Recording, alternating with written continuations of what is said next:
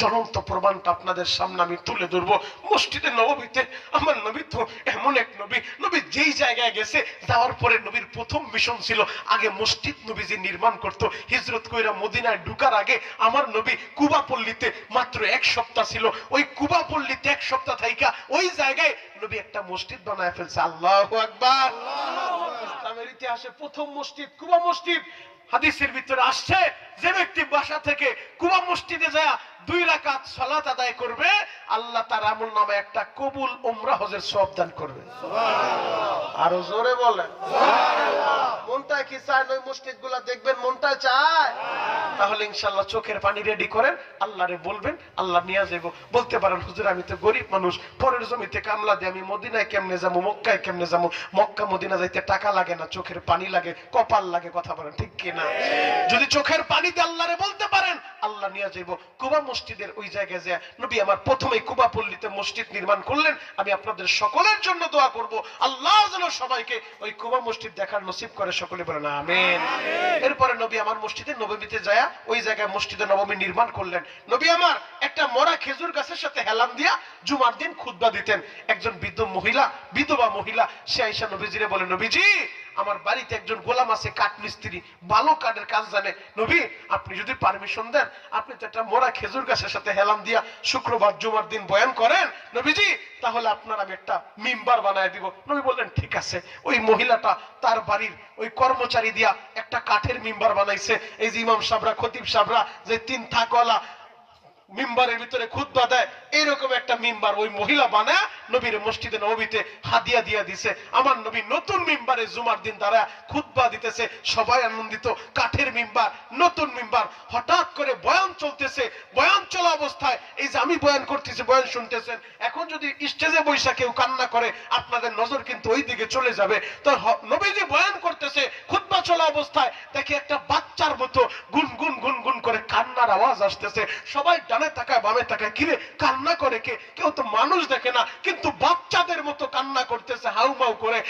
আল্লাহর নবীও তাকাইছে, আবু বকর ওমর সবাই তাকায় দেখে এই কান্নার আওয়াজ অন্য কোনো জায়গা থেকে না, খেজুর গাছের ভিতর থেকে বাচ্চার মতো কান্নার আওয়াজ আসতেছে। আরো জোরে বলেন। আমার নবীর কত মুজিজা! দেখো দেখো, খেজুর গাছের ভিতর থেকে বাচ্চার মতো কান্নার আওয়াজ আসে। আমার আল্লাহ খেজুর গাছের জবান দিয়া দিছে। খেজুর গাছ আমার নবীর সাথে কথা বলা শুরু করছে। আবু বকর আয়েশা খেজুর গাছের সান্ত্বনা দেয়, কাজ হয় না। আমার নবী বলেন, আবু বকর কাজ হবে না, আমাকেই যেতে হবে।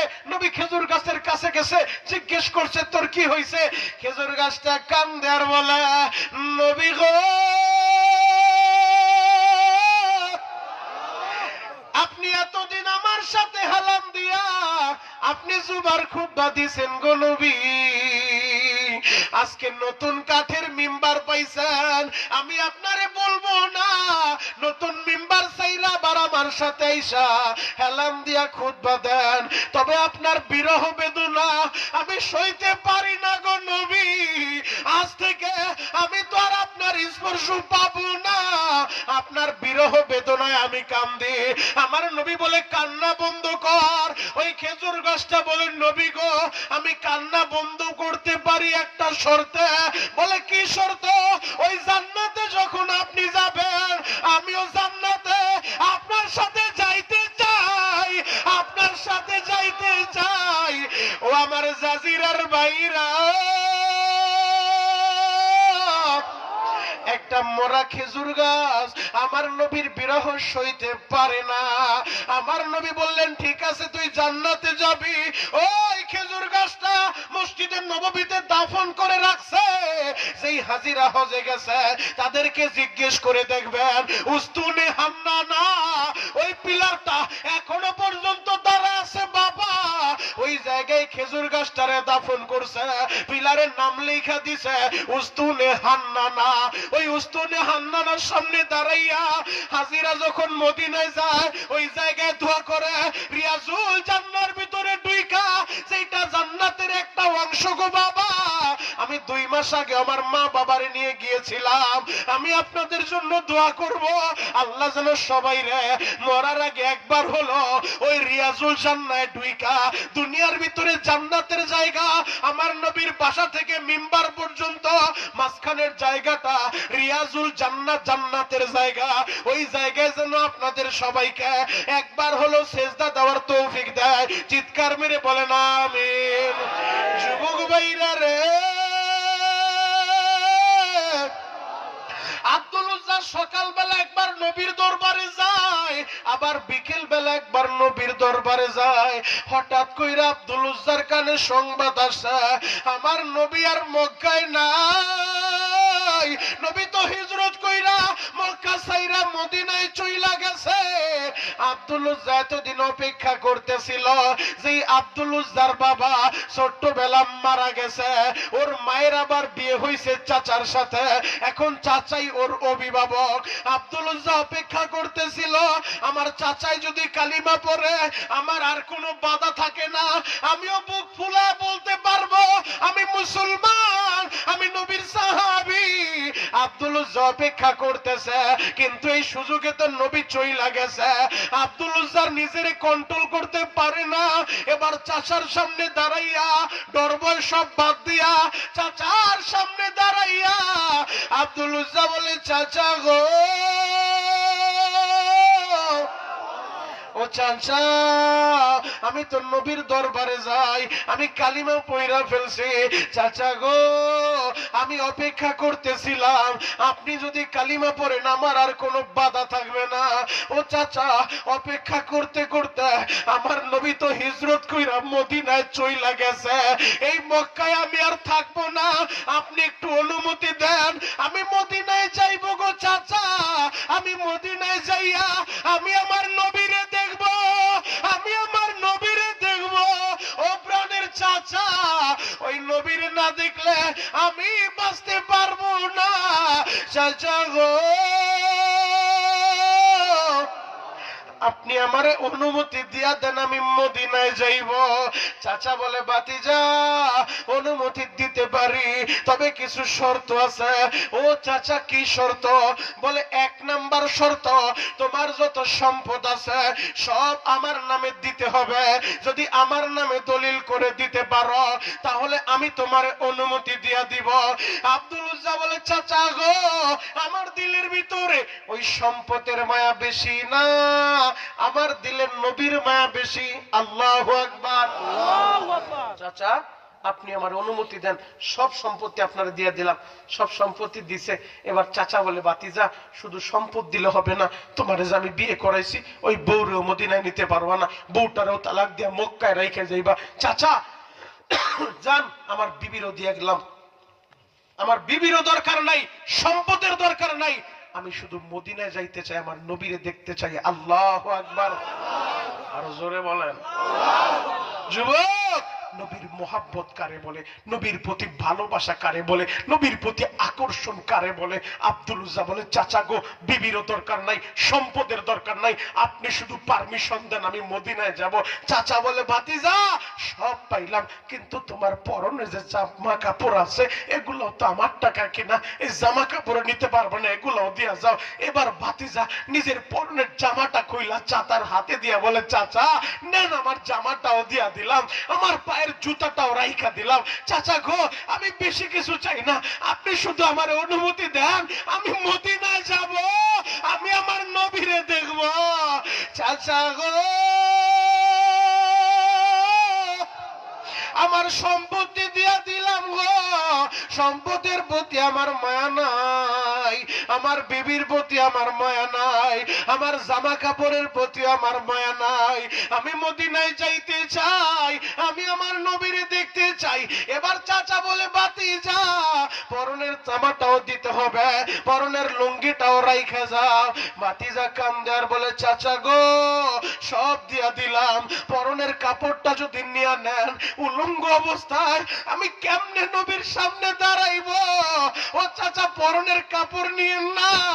বদমাইশ চাচা কোনো কথা না শুই না একটা টান মাইরা ভাতিজার লুঙ্গিটাও খুলে ফেলছে। বাবা হাতের ভিতরে চাবুক নিয়া এমন ভাবে মারতে শুরু করছে, আরে মারতে মারতে রক্তাক্ত কইরা আব্দুল উজ্জারে বেহুশ করে ফেলছে। আব্দুল আব্দুল উজ্জা বেহুশ হয়ে জমিনে পইরা আছে, চাচাতো বাড়িতে চইলা গেছে। কিছু সময় পর যখন আব্দুল উজ্জার হুঁশ ফিরছে, ডানে তাকায় বামে তাকায়, কেউ নাই। রক্তাক্ত শরীর, তার পাশে কেউ নাই, পরনেও কাপড় নাই। আব্দুল উজ্জা বলে, এই অবস্থায় আমি কেমনে নবীর সামনে যাব? আব্দুল উজ্জা একটা দরমাইরা বাড়িতে যাইয়া পর্দার আড়াল থেকেই মায়ের ডাক মারছে, ও মা। সবাই পর হইতে পারে রে মা, তুমি তো পর হইতে পারো না। মাগো, আমার চাচা আমার সব কিছু নিয়ে গেছে, আমার কোনো দুঃখ নাই, আমারে পরনের একটা কাপড় দাও, আমি মদিনায় যাইব, আমি আমার নবীরে দেখব। আমার নবীরে না দেখলে আমি বাঁচবো না, আমি বাঁচবো না রে মা। এবার মা দুঃখিনী পর্দার আড়াল থেকে ঘরের ভিতর থেকে একটা চাদর দুই টুকরা কইরা ছেলেরে দিয়া দিছে, যা মদিনায় চইলা যা, কোনদিন আর মক্কায় তুই আসবি না। মক্কা থেকে মদিনা প্রায় 450 কিলোমিটার দূরত্ব বাবা, ওই মরুভূমির রাস্তা। আহারে, একটা চাদর দিয়া লজ্জাস্থান কোনো মতে ডাইকা, পায়ের ভিতরে জুতা নাই, হাঁটতে হাঁটতে আব্দুল উজ্জা মদিনার দিকে রওনা হয়ে গেছে। ও জাজিরার যুবকেরা, ও দাড়ি পাকা বাজানেরা, তোমার মনটাই কি চায় না তুমি ওই মদিনায় যাইয়া আমার নবীর রওজার পাশে দাঁড়াইয়া আমার নবীর একটা সালাম দিবা? আসসালাতু ওয়াসসালামু আলাইকা ইয়া রাসূলুল্লাহ, আসসালাতু ওয়াসসালামু আলাইকা ইয়া হাবিবাল্লাহ। তোমার মনটাই কি চায় না গো বাবা? যদি মনটাই চায়, এখন বৈশা বৈশা কামতে থাকো, চোখের পানি দিয়ে আল্লাহরে বুঝে বলো, ও দয়ার আল্লাহ, মরার আগে একবার মদিনা দেখাও, তোমার ঘরটা দেখাও, আরাফা মিনা মুজদালিফা দেখাও। যুবক রে, আব্দুল উজ্জা দীর্ঘদিন পায়ে হাইটা ওই মরুভূমির রাস্তা পাড়ি দিয়া গভীর রাত্রে মদিনায় পৌঁছা গেছে। গভীর রাত্রে যাইয়া মসজিদে নববী দেখা, মসজিদের নববীর পাশে বসে আছে। হঠাৎ করে ফজরের নামাজের সময় হযরতে বেলাল যখন আযান দিছে, আসসালাতু খায়রুম মিনান নাওম, এই আযানের শব্দ শুইনা আমার নবী তো রুম থেকে বের হইছে, হুজরা থেকে বের হইছে। নবী আমার বের হয়ে দেখে, আহারে পাগলের মতো দেখা যায়, চুলগুলো এলোমেলো, পরনে কাপড় ঠিক মতো নাই, একটা যুবক বইসা আছে। আমার নবী বললেন, যুবক রে, কে তুমি, কি তোমার পরিচয়? যুবক কান্দে আর বলেন, নবী গো, আমারে কি আপনি চিনেন না? আমি আপনার আব্দুল্লাহ, আমার নাম ছিল আব্দুল উজ্জা, আপনি ভালোবাসা আমার নাম দিয়েছেন আব্দুল্লাহ। আমার নবী বলে, আমার আব্দুল্লাহ তো শিল্পপতি বাবার ছেলে, সকালবেলা এক জামা পইরা আমার কাছে আসতো, বিকেল বেলা আরেকটা জামা পইরা আসতো, তোমার এই অবস্থা কেন? আব্দুল উজ্জা কান্দে আর বলে, নবী গো, আপনারে ভালোবাসা বাড়িঘর সাইরা দিছি, আমি সব সাইরা দিছি গো নবী, আমি সব কিছু সাইরা আপনার মদিনায় চলে আসছি। আমার নবী ঘটনা শুইনা আব্দুল উজ্জারে বুকে জড়ায় নেয়, নিজের দুইটা জুব্বা হাদিয়া দেয়। আব্দুল্লাহ রে, নে, আমি নবীর দুইটা জুব্বা তোরে দিয়া দিলাম। আব্দুল্লাহ জুলবাদাদাইন, ও যুবক, আমার নবীরে ভালোবাসা আব্দুল্লাহ দুনিয়া ছাড়ছে, কিন্তু নবীরে ছাড়তে পারে নাই। এই আব্দুল্লাহ তাবুকের ময়দানে যাইয়া আরে যখন শহীদ হয়ে গেছে, আমার নবী নিজে আব্দুল্লাহর কবরে নাইমা হাত দুইটা বাড়ায় দিছে। আমার সাহাবীরা, আমার আব্দুল্লাহ আমি নবীরে ভালোবাসা সব সাইরা দিছে, দে আমার আব্দুল্লাহ রে, আমি নবীর হাতে উঠা দে, আমার হাতে উঠা দে। আমার নবী নিজে আব্দুল্লাহরে কবরে শোয়া দেয় গো বাবা। ও যুবক, কেন তুমি ওই নবীরে ভালোবাসবা না? আজকে গুনার বোঝা নিয়া হিলফুল ফুজুলের মাহফিলে আসো, গুনার বোঝা এই জায়গায় রাইখা আল্লাহ যেন আমাদের সবাইরে পবিত্র বানায়া এরপরে বাড়ি ফিরায় চিৎকার মেরে বলেন আমিন। আল্লাহর কাছে মাফ চাওয়ার দরকার আছে না নাই? 2024 সাল চলে যাইতেছে যুবক, 24 সাল বিদায় নিয়ে চলে যাচ্ছে, 25 সাল আমাদের কাছাকাছি চলে আসছে। চোখের পানি দিয়ে আল্লাহরে বুঝায় বলো, আল্লাহ 2024 সাল পর্যন্ত আমি যত গুনাহ করছি সব গুনাহ তুমি আমারে মাফ কইরা দাও, বাকি জীবনটা তোমার গোলামি যেন আমি করতে পারি, কবুল করো। চিৎকার মেরে বলেন আমিন। যুবক ভাই, মরতে তোমাকেও হবে আমাকেও হবে, মরার আগে আল্লাহরে বন্ধু বানাও, নবীরে বন্ধু বানাও, ওই কবরে গেলে নবীরে পাইবা। দুনিয়ার যে নেতার পিছনে ঘুরতেছো, আমার নেতার চরিত্র ফুলের মতো পবিত্র, নামাজ পড়ে না, জিন্দেগিতে একক, ওই নেতারে কবরে পাইবা না, ওই পীররে কবরে পাইবা না। কবরে যাওয়ার পরে মদিনার নবীরে পাইবা। কথা বলেন ঠিক কিনা? কবরে যাওয়ার পরে নবীরে পাইবা, হাসরের ময়দানে নবীরে পাইবা। পাগলের মতো দৌড়াইতে থাকবে উম্মতের লাইগা, কখনো মিজানের পাল্লায়, কখনো পুলসিরাতের কিনারায়, কখনো হাউজে কাউসারের কিনারায় পাগলের মতো দৌড়াইতে থাকবে। একটা উম্মত যেন জাহান্নামে যাইতে না পারে, একটা উম্মতেরও যেন আল্লাহ জাহান্নামে দিতে না পারে। পাগলের মতো দৌড়াইতে থাকবে, ছেলের জন্য কাঁদবে না, মেয়ের জন্য কাঁদবে না। এখনো সোনার মদিনায় শুয়া শুয়া উম্মতের লাইগা কান্দে। উম্মত, নবী চিনো না, নবী চিনো না।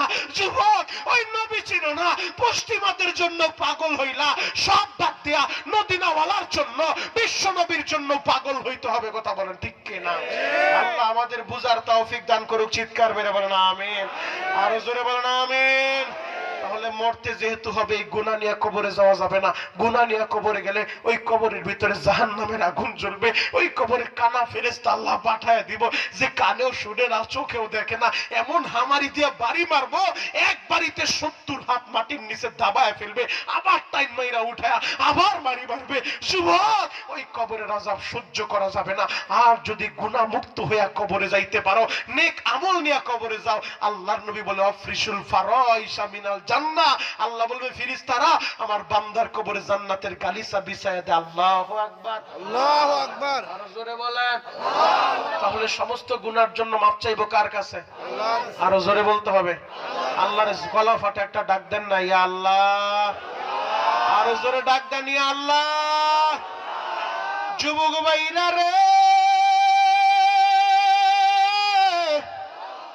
আল্লাহর নবীর সাহাবী সালাবাতুল আনসারী সামান্য একটা গুনার কারণে পাগলের মতো আল্লাহরে ডাকে।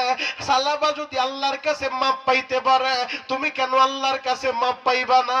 যুবক রে, সালাবাতুল আনসারীর ভাই সাইদ আনসারী জিহাদের ময়দানে গেছে, বাইরে বইলা গেছে, ভাইরে আমার বাড়িতে বাজারটা পৌঁছায়া দিও।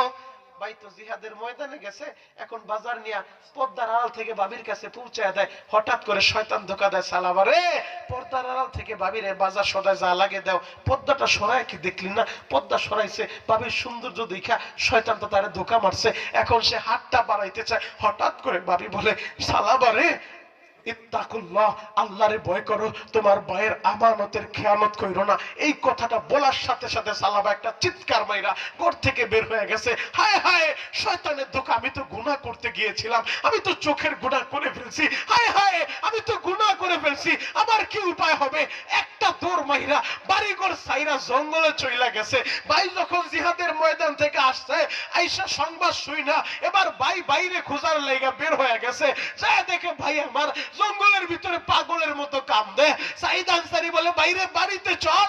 সালাবা বলে, ভাই আমি চোখের গুনাহ করে ফেলছি, আমারে কি আল্লাহ মাফ করবো নি? যদি আমারে বাড়িতে নিতে হয়, আসামির মতো হাতে পায়ে আমারে রশি লাগা, আমারে টানতে টানতে নিবা।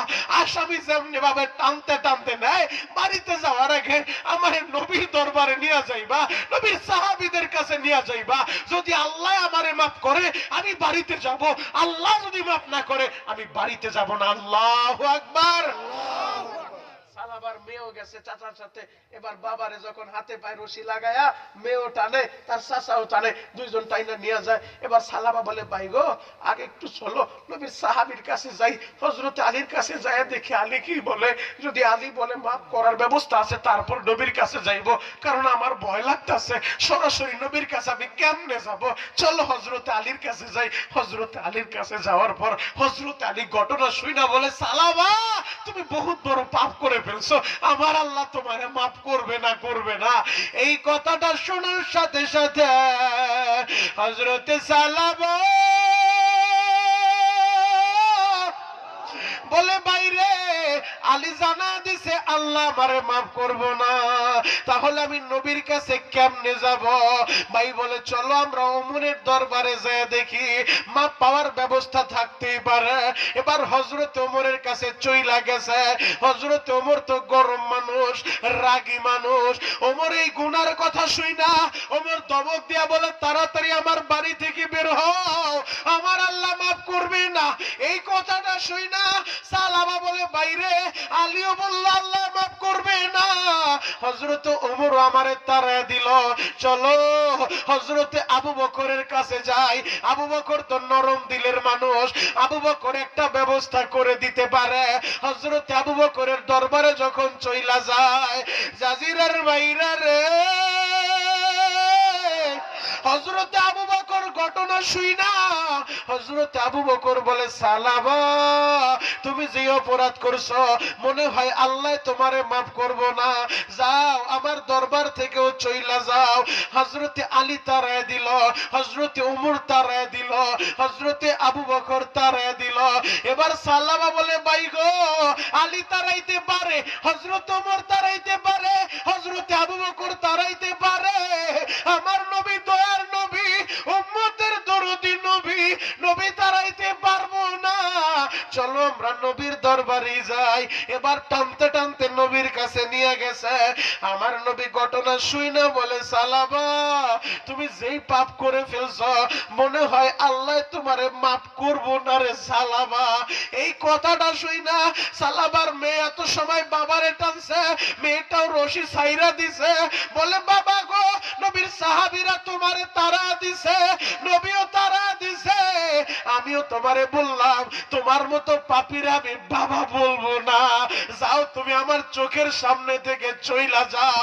এবার সালাবা হাতের রশি নিয়া পাগলের মতো দৌড় মারছে গো বাবা, পাগলের মতো দৌড় মাইরা পাহাড়ি অঞ্চলে চইলা গেছে। পাহাড়ের চূড়ায় উঠা গেছে, পাহাড়ের চূড়ায় উঠা আমার আল্লাহর কাছে কান্নাকাটি করে, মালিক রে তুমি ছাড়া আমার কেউ নাই, আমি ছাড়া তোমার বান্দার অভাব নাই, তুমি ছাড়া কিন্তু আমার কেউ নাই। আল্লাহ নবীর সাহাবীরা আমারে তাড়ায় দিল, নবীজি তাড়ায় দিল, আমার মেয়েটাও আমারে বাপ বলবো না। ও দয়ার আল্লাহ আমার কি উপায় হবে, কে আমারে মাফ করবে? তুমি ছাড়া তো আমার আর কেউ নাই। সালাবা আমার আল্লাহরে এমন ভাবে ডাকছে গো বাবা, আমার আল্লাহ তো ওই পাপীর ডাকতা, কারণ আমার আল্লাহ বলছে যত বড় পাপ তুমি করো বান্দা যদি ডাকার মতো আল্লাহরে ডাকতে পারো আমার আল্লাহ ওই বান্দার ডাক ফিরে দিবে না। আমার আল্লাহ তো সালাবাতুল আনসারীর ডাকটা আমার আল্লাহ কবুল কইরা নিছে। আমার আল্লাহ জিবরাইলরে পাঠায় দিছে, জিবরাইল আইসা নবীজিরে বলে নবী গো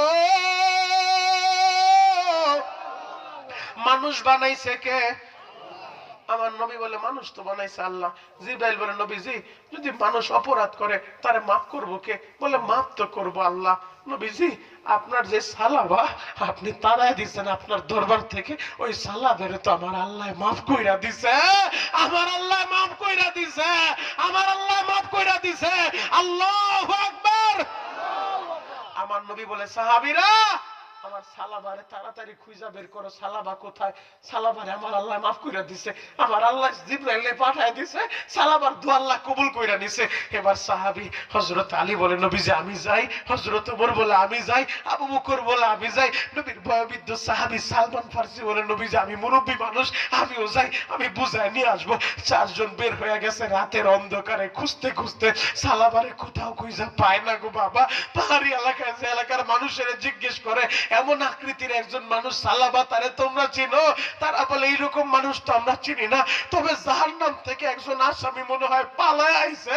ওই পাহাড়ের উপরে এমন ভাবে চিৎকার মাইরা মাইরা কান্দে, যার কান্নার আওয়াজে আমরা রাত্রে ঘুমাইতে পারি না, বাচ্চাগুলাও ঘুমায় না, মনে হয় জাহান্নাম থেকে পালায় আইছে এমন কোন আসামি তোমরা যার কথা বলতেছো যায় দেখতে পারো।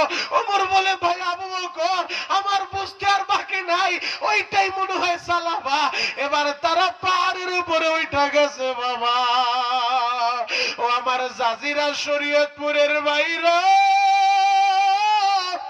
পাহাড়ের উপরে উঠা সাহাবায়ে কেরাম তাকায় দেখে হযরতে সালাবা এই কপালটা দিয়া আহারে পাথরের উপরে আঘাত করে আর বলে মালিক রে,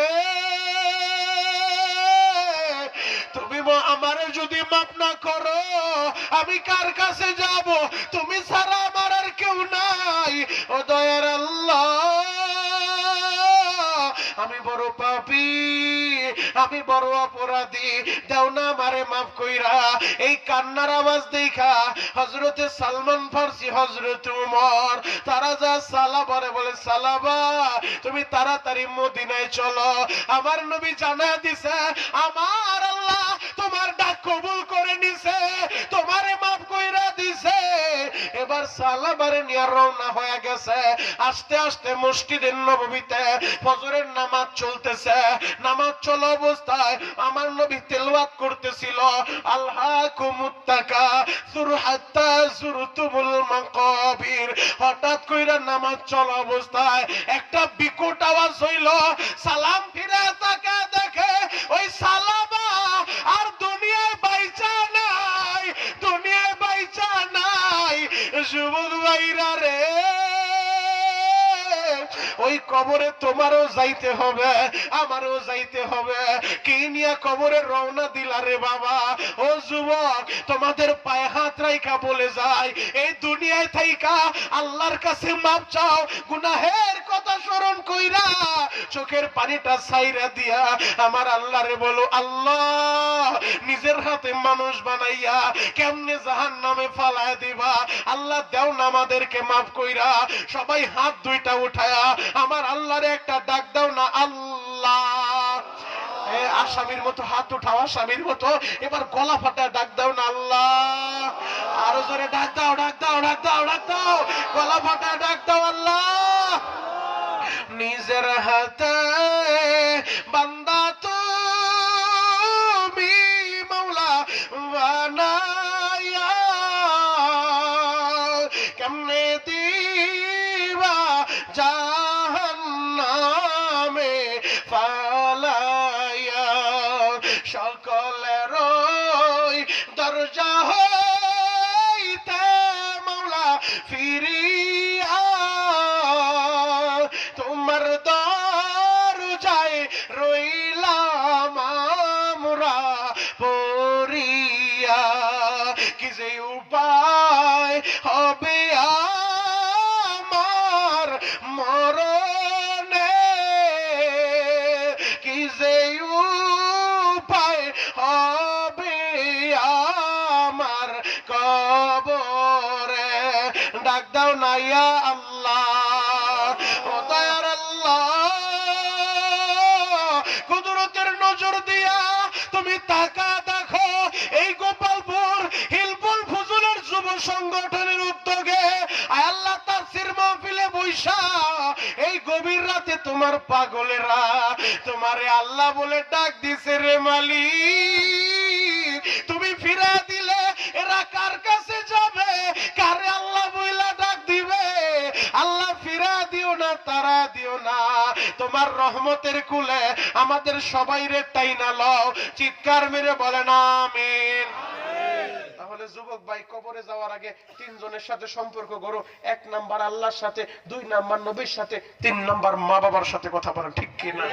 আজকে যুব সমাজ নেশা কইরা ইয়াবা খেয়া ধ্বংস হয়ে যায়, মা বাবার খেদমত করে না। যুবক, এই যুব সংগঠনের মাহফিল থেকে আমি তোমাদের পায়ে হাত রেখা বলে যাব, যাদের মা আছে বাবা আছে, মাত্র 2টা মিনিট সময় আমারে দিবা। ওই মা বাবার কথা স্মরণ করে এখন চোখের পানি দিয়া কানবা। যাদের মা নাই বাবা নাই, তার মতো হতভাগা পৃথিবীর বুকে আর কেউ নাই রে ভাই, তার মতো হতভাগা পৃথিবীর বুকে আর কেউ নাই। কত কপাল পোড়া আজকে টাকার মালিক হইয়া মায়ের চিনে না, বাবারে চিনে না। আল্লাহর কসম করে বলে, আল্লাহর জাতের কসম, গত সপ্তাহে একটা নিউজ হয়তো তোমরা অনেকে দেখছো, যুবক ভাইরা ফেসবুক ইউটিউবে দেখতে পারে। ওই গাজীপুর জয়দেবপুরের জঙ্গলের ভিতরে আমার শরীয়তপুর গোসাইরহাটের একটা কপাল পোড়া ছেলে তার বাবারে রাতের অন্ধকারে গাড়িতে কইরা নিয়ে গাজীপুর জয়দেবপুর জঙ্গলে ধাক্কা মাইরা বাবারে ফালাইয়া দিয়ে চলে আইছে রে ভাই। ওর মতো হতভাগা পৃথিবীতে কেউ নাই। ওই যে গত সপ্তাহে প্রচন্ড শীত যখন পড়লো, ওই শীতের ভিতরে নিজের বাবারে, যেই বাবা পরের জমিতে কামলা দিয়া সন্তানের লেখাপড়া করাইছিল, যেই বাবা শরীরে জ্বর আইলো, জ্বর নিয়ে শুয়া থাকে নাই, কারণ জ্বর নিয়ে শুয়া থাকলে কামলা না দিলে বাজার কই থেকে করবো, চাউল কে কিনবো, ডাউল কে কিনবো। আজকে আমি যেই বাড়িতে খাবার খাইলাম, ওই যে আলমাসের মামা বাড়ি, নানা বাড়ি, আলমাসের বাবা আমারে কত কাহিনী শুনাইলো। হুজুর, ছোট্টবেলা মাদেরকে দেখছি, বাবাদেরকে দেখছি কত কষ্ট করছে সন্তানের জন্য। ও যুবক, হয়তো তোরা বুঝবি না এই বাবা কি জিনিস। যেই দিন হারাইবি থাকতে তো বুঝবি না, যেই দিন হারাইবি সারা পৃথিবী ঘুরলেও তোর বাবার মতো একটা দরদি পৃথিবীর কোথাও মিলবে না। কথা বলেন ঠিক কিনা? জয়দেবপুর জঙ্গলে বাবারে ধাক্কা মাইরা ফালায় দিয়া চইলা আসছে। 3 দিন পর্যন্ত এই শীতের ভিতরে বাপ জঙ্গলের ভিতরে খাতা নাই কাপড় নাই পয়রা থাকতে থাকতে একেবারে মৃত্যুর শয্যায় শায়িত। এলাকার মানুষ থানায় ফোন করছে, জয়দেবপুর থানার ওসি আয়া তারপরে পুলিশের বাহিনীর লোক দিয়া ওই বাবারে জঙ্গল থেকে নিয়ে হাসপাতালে ভর্তি করছে। ওসি সব জিজ্ঞেস করে, বাপ জঙ্গলে কেমনে আসলেন? ওই বাবা কান্দে আর বলে, স্যার গো, আমার ছেলে আমারে নিয়ে আইছে, আমারে বৃদ্ধাশ্রমে দিয়া যাইব, কিন্তু আমি অসুস্থ দেখা বৃদ্ধাশ্রম কর্মীরা বলছে ট্রিটমেন্ট কইরা সুস্থ বানায় বাপের দিয়া যায়। আমার ছেলে আমারে অসুস্থ দেখা আমারে ট্রিটমেন্ট করব না। আমার ছেলে রাতের অন্ধকারে রাত 2টার সময় ওই জয়দেবপুর আরে জঙ্গলের পাশে নিয়ে আমারে গাড়ি থেকে ধাক্কা মাইরা জঙ্গলে পালায় দিয়া আমার ছেলেটা চইলা গেছে জাজিরার বাইরা রে। ওই কপাল পোড়া বাবারে জঙ্গলে ফালা দেয়, আর এই গোপালপুরের দিকে তাকায় দেখো কত বাপ আর ছেলে বাবার লাইগা পয়সা পয়সা কান্দে। ও বাবা, ওই কবরে তুমি রইলা, আজও পর্যন্ত জানতে পারলাম না কেমন আছো। এই জায়গায় যারা বসে আছেন অনেকেই এই 2টা হাত দিয়া বাপের মাটি দিছেন, অনেকেই বাপের লাশটা কাঁধে নিছেন, অনেক সন্তান এই জায়গায় আছেন যে নিজে কবরে নাই মা বাবারে কবরে শোয়াইছেন রে ভাই। এখন পয়সা পয়সা ওই বাবার জন্য কাঁদতে থাকেন আর বলেন, আল্লাহ আমার বাবারে মাফ করো, আমার মায়েরে মাফ করে দাও। গোপালপুরের বাইরা রে, ওই বাবা যাদের বাইচা আছে রে ভাই, আজ থেকে 20 বছর 30 বছর কথা বলি, তোমরা একটু চিন্তা কইরা দেখো। আজকে তো প্রবাসে যাইয়া গোপালপুরের ছেলেরা টাকার মুখ দেখছে, এই গোপালপুরের অবস্থা এমন ছিল না। তোমার বাবা দুঃখ মিয়া আরে শীতের সকালে পরের জমিতে কামলা দিছে, নিজে মাটি কাটার কাজ করছে, ঠেলা গাড়ি ঠেলছে, ভ্যান গাড়ি চালাইছে, আরে মুদি দোকান কইরা তোমার লেখাপড়া করাইছে রে ভাই। আজকে বিদেশে যাইয়া টাকা হইছে, এখন আর বাবার খবর নাও না। শীতের সময় বাবা ভাঙ্গা ঘরের ভিতরে পইরা থাকে মায়েরে নিয়া, সিরা খেতা মুড়া দিয়া ঘুমায়, আর তুমি বিদেশি টাকায় বিল্ডিং বানাইয়া বিবিরে কম্বলের নিচে রাখো। তুমি বিল্ডিং এ বিবিরে কম্বলের নিচে রাখো নাই, জাহান্নামের আগুনের ভিতরে রাখছো। কথা বলেন ঠিক? তোদের মতো যুবকের কপালে জুতার বাড়ি, যারা মা বাবার খবর নেস না। অনেক কপাল পোড়া এমন আছে, মা অসুস্থ হইলো পাতা ঔষধটা কিনে দেয় না রে ভাই, এক পাতা ঔষধ দিবে সেই টাকাটাও তার কপালে নাই, কিন্তু বিবিরে ঠিকই দেয়। ও যুবক, বউ গেলে বউ পাওয়া যায়, মা গেলে আর মায়ের কোনোদিন পাবি না, কথা বলেন ঠিক কি? তোর মা তোর জান্নাত। আমি বলি নাই, নবী বলছে হুমা জান্নাতুকা ওয়া নারুকা। নবী বলছে যে সন্তানের প্রতি তার মা বাবা খুশি থাকে, ওই সন্তানের প্রতি আল্লাহ খুশি থাকে। আল্লাহু আকবার। যুবক ভাই, আমি তোমাদের পায়ে হাত রেখে বলে যাই, এতিমের মনে কত জ্বালা জানো জানো। আর একটা নিউজ আমি তোমাদের শোনাই, এই ঘটনাটা আমার মাদ্রাসার ছাত্রের ঘটনার সাথে মিল না যায়, এরপর আমি নিউজ থেকে তোমাদেরকে শোনায় যাই। যুবক রে, মাদ্রাসা বন্ধ হয়েছে কয়েকদিন আগে, বন্ধের পরে হয়তো যুবকরা দেখছে, ওলামায়ে কেরাম দেখতে পারে, যুবক মাদ্রাসা বন্ধ হওয়ার পর সব ছাত্র বাড়ি চলে যাইব। ওই মাদ্রাসার মুতামিম সাহেব ছোট্ট ছেলে 5-7 বছর পর হেফজ খানা পড়ে, ওরে ডাক দিছে, বাপ সবাই বাড়ি যায়, তুমি বাড়ি যাইবা না? ওই ছোট্ট ছেলেটা কি বলে জানো? মুতামিমের কথাগুলো আমি তোমাদেরকে শুনে যাই, ছেলের ছবিটা অনলাইনের ভিতর আছে, তোমরা দেখা নিও। যুবক, একটা মা হারা সন্তান, 5-7 বছরের ছেলেটা, মাদ্রাসা বন্ধ হয়েছে, মাদ্রাসা ছাড়ে না। ওই ছেলেটা কান্দে আর বলে, হুজুর সবার মায় সবাইরে নিয়ে গেছে, আমার তো মা নাই, আমার যাওয়ার জায়গা নাই, আমার যাওয়ার জায়গা নাই, হুজুর আমার মা নাই,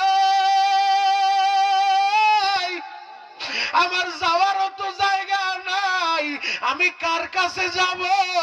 মায় থাকলে তো মায় আমার নিয়ে যাইতো। হুজুর আমার যেহেতু মা নাই, আমার যাওয়ার মতো কোনো জায়গা নাই, আমি মাদ্রাসায় পড়ে থাকি। এই কথাটা বইলা ওই মাহারা ছেলেটা হেফজখানার এক কর্নারে যাইয়া বুট হইয়া শুইয়া মার কথা স্মরণ কইরা কানতে কানতে ছেলেটা ঘুমায় গেছে। মাদ্রাসা ছুটি হইল রে মা, সব ছেলেরা বাড়ি চইলা গেল, ও মা তুই কবরে চইলা গেলি, আমারে নিতে আইলি না। যদি আজকে তুই বাইচা থাকতি, আমিও তো তোর হাতটা ধইরা বাড়িতে যাইতাম, আমিও তো বাড়ি গেলে আমার রং বেরঙের পিঠা বানায় খাওয়াইতি। ও গোপালপুরের যুবকেরা, তোমরা যারা মাদ্রাসায় পড়ো, তোমরা যারা ভার্সিটিতে পড়ো, দেখবা মা দুঃখিনী বন্ধের সময় ছেলে বাড়ি আসলে রং বিরঙের পিঠা বানায়। মা দুঃখিনী একটা পালের মুরগি পাইলা রাইখা দেয়, হাঁসটা রাইখা দেয়, মেহমান আইলো খাওয়ায় না, বলে আমার জাদু বাড়ি আইব, আমার জাদু আইলে এই হাঁসটা আমার ছেলেটারে খাওয়াইব, এই মুরগিটা আমার ছেলে বাড়ি আসলে আমি মা ছেলেরে রান্না কইরা দিব। যুবক রে, ওই মাজার নাই রে ভাই, মার হাতের পিঠা তার কপাল আর কোনোদিন ঘটবে না। আজকে মাহফিল শেষ কইরা যখন তোমরা বাড়িতে যাইবা, দেখবা সবাই ঘুমাইলেও একজন দরদি আছে, সে কিন্তু ঘুমায় না। ছেলে যদি বাড়ির বাহিরে থাকে, রাইতে 1টা আর 2টা নাই রে ভাই, সবাই ঘুমায় যায়, মা ঘুমায় না। ছেলে বাড়ির উঠানে পাড়া দেওয়ার সাথে সাথে মা ডাক দিয়ে বলে, আব্দুল্লাহ রে বাড়ি আইসো নি রে বাবা? এত দেরি হইল কেন রে বাবা? ওই মাটা যার নাই রে ভাই, তারে আর কেউ বলবে না, ও বাবা এত দেরি হইল কেন, বাড়ি আইসো নি রে বাবা? ও মাহারা সন্তান গুলা এখন চিল্লা চিল্লা কান্দো আর বলো, আল্লাহ মারে মাফ করো, আমার বাবারে মাফ করো। ফেরেশতারা রালিং ক্যামেরা দিয়া তোমার মার কবরে দেখাইতে থাকবো, ও আব্দুল্লাহর মা, ও আব্দুর রহিমের মা, ও ফজলুল করিমের মা, ও রেজাউল করিমের মা, ওই যে টাকা দেয় তোর ছেলেটা হিলফুল ফুজুল যুবকদের মাহফিলে বইসা তোর কথাটা স্মরণ কইরা কেমনে কান্দে। সন্তানের চোখের পানির খাতিরে আল্লাহ মা বাবার কবরটা এখনই জান্নাতের বাগান বানায় দিতে পারে। আমি জানি না কার মা অসুস্থ, কার বাবা অসুস্থ, কার মা হার্টের রোগী, কার বাবা ডায়াবেটিসের রোগী, কার মা কিডনির রোগী, আমি জানি না রে ভাই। এখন বসে বসে কাঁদতে থাকো। গোপালপুরের যুবক রে, মাদ্রাসা বন্ধ হইলে অনেক এমন এতিম ছেলে আছে যারা বাড়িতে যায় না। ঢাকার কেরানীগঞ্জে আমার 4টা মাদ্রাসা। ওই যে আপনাদের এলাকার নাতি আলমাসের কাছে জিজ্ঞেস করে দেখেন, আলমাস আমার মাদ্রাসা চিনে বাবা। আমার কেরানীগঞ্জে মাদ্রাসায় একটা ঘটনা আমি মাঝে মধ্যেই বলি, আজকেও তোমাদেরকে বইলা যায়। আমিও যখন এমন গত বছর মাদ্রাসা বন্ধ দিয়া প্রতিবন্ধী এতিম ছেলেগুলা থাইকা যায়, বাড়িতে যাইতে চায় না। গত বছরের একটা কথা তোমাদের বইলা যায়, আমিও মাদ্রাসা বন্ধ দিয়া বন্ধের 3 দিন পরে মাদ্রাসায় গেছি দেখার লাইগা। মাদ্রাসায় দারোয়ান আছে আর একজন শিক্ষক আছে পাহারা দেওয়ার জন্য। আমি মাদ্রাসায় যায় দেখি আমার হেফজখানার একটা ছেলে, ও তো বাড়ি যায় নাই বাবা। আমি অফিসে ঢুইকা আমার চেয়ারে বৈশা বাচ্চাটারে ডাকাইলাম।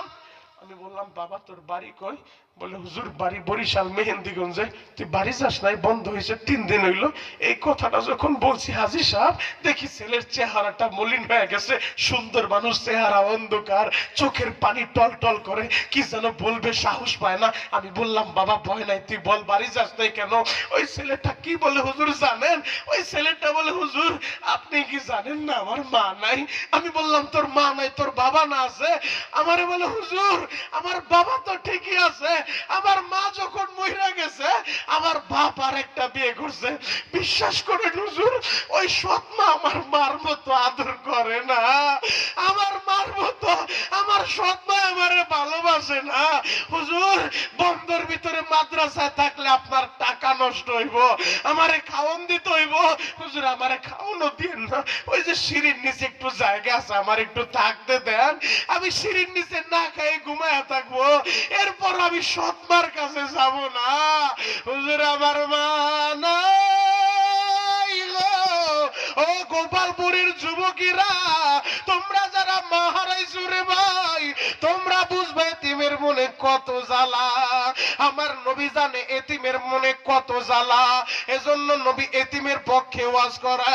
ও যুবক বন্ধুরা, তোমাদের যাদের মা আছে, আমি তোমাদের পা ধরে বলে যাই রে ভাই, হয়তো আমি বড় পীর না, হয়তো আমি বড় আলেম না, এরপরও আমার কথা শুই না।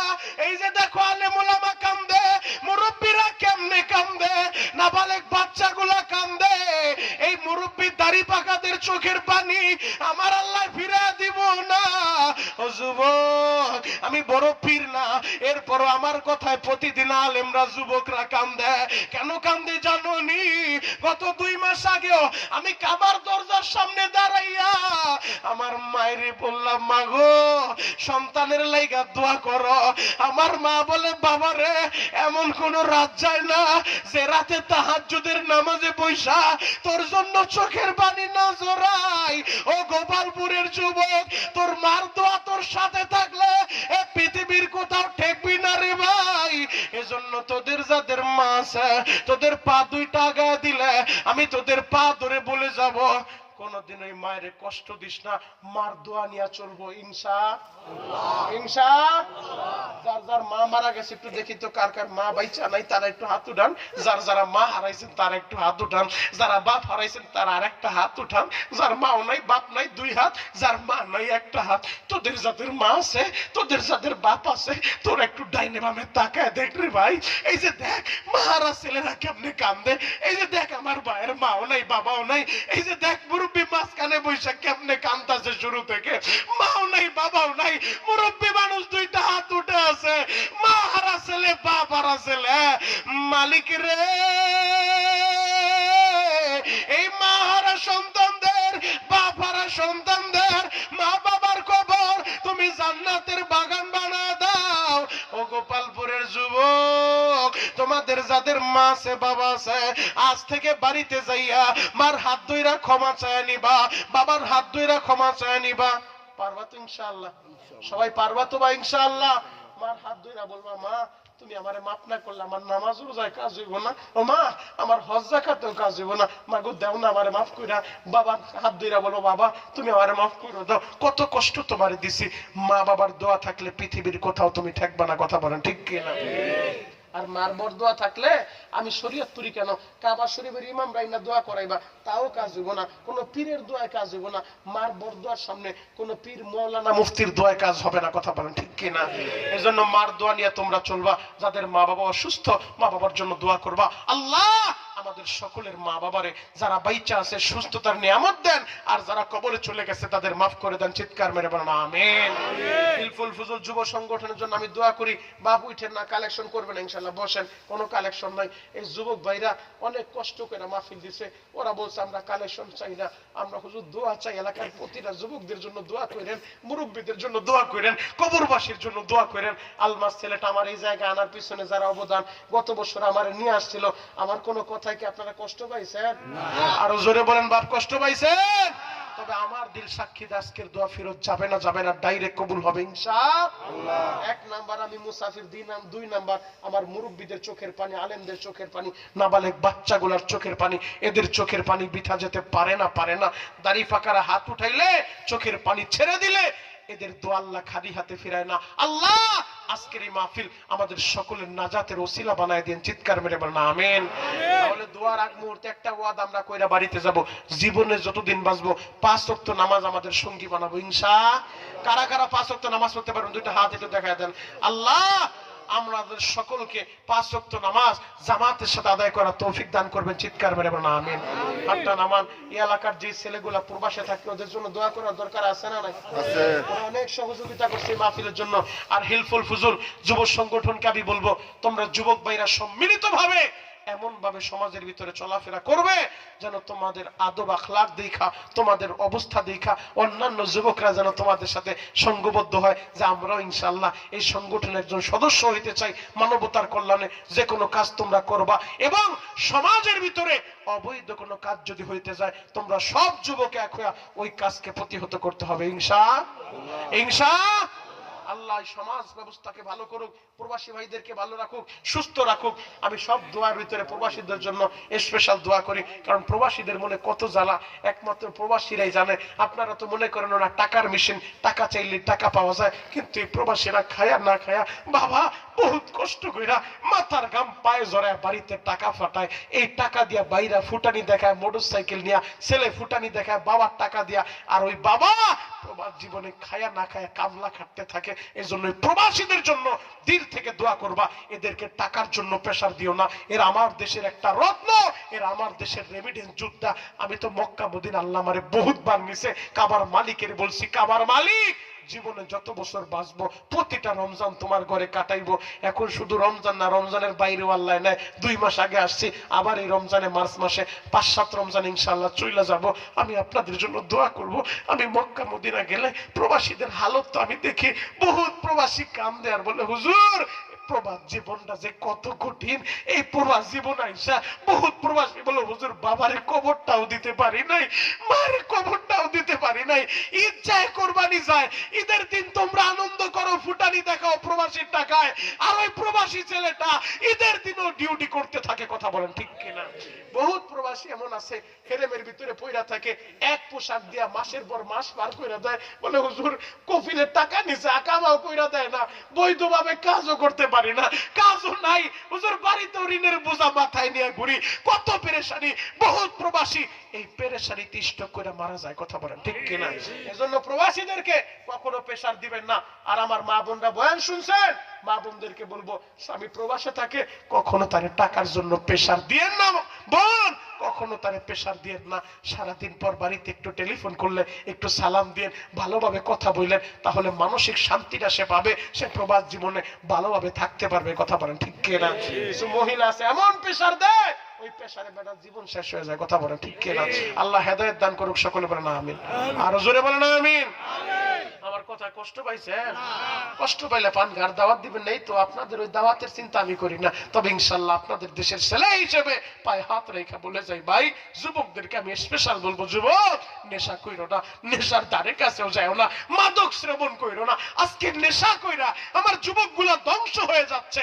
নেশা কইরা মারে মারে বাবারে মারে, নেশা কইরা মুরব্বীদের সামনে বেয়াদবি করে। আর যেই ছেলেটা নেশা করে না ওই ছেলে সহজে মা বাবার অবাধ্য হয় না, মুরব্বীদেরকে সম্মান করে। কথা বলেন ঠিক কিনা? এজন্য যুবক ভাইদেরকে বলবো নেশার ধারে কাছেও যাওয়া যাবে না। নবীর মোহাব্বত নিয়া নবীর মোহাব্বতের মালা গলায় লাগাও, সুন্নতের মালা গলায় লাগাও, দুনিয়াতেও সফল হবে, মরার পরেও সফল হবে। কথা বলেন ঠিক কিনা? আমি আপনাদের সকলের জন্য দোয়া করব, বিশেষ করে আলমাসের নানি আমার কাছে দোয়া চাইছে। আল্লাহর বান্দি গত 1 বছর